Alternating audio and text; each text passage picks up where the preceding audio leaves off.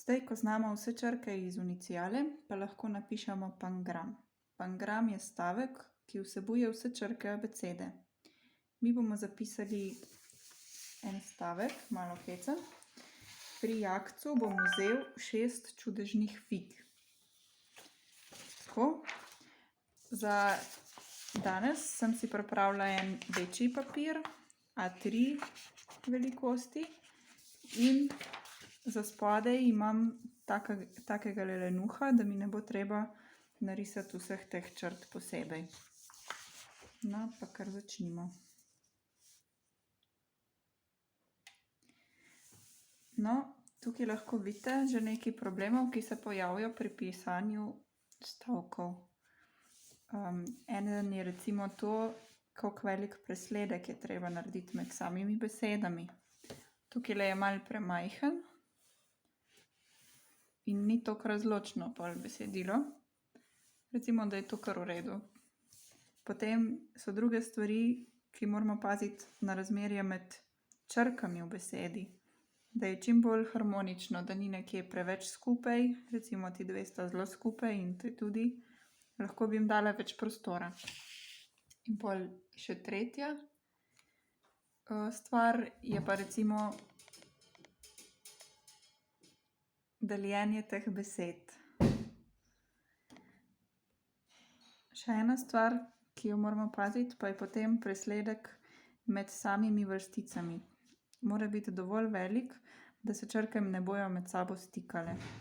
Lahko je še malo večji, kakor tile dve širini pisala.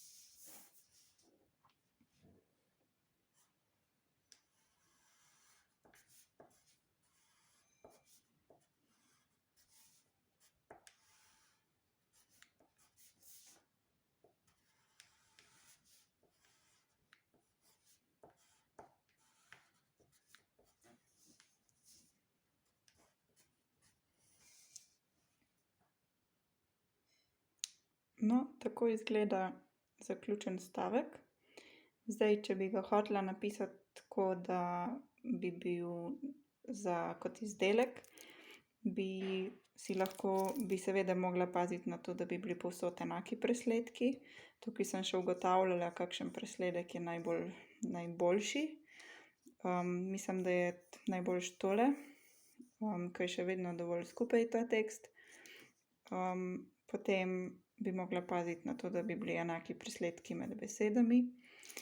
In lahko bi si pa pomagala s tem, kako bom postavila besedilo tako, da bi izstrigla te besede, jih nalepila na nov papir in si zaznačila, od kje do kje moram kakšno besedo zapisati. To bi mi bilo mogoče tako v oporo. Če boste kdaj hoteli napisati kakšno lepo besedilo. No, tako. In zdaj znamo unicijalo, samo še vaditi je treba.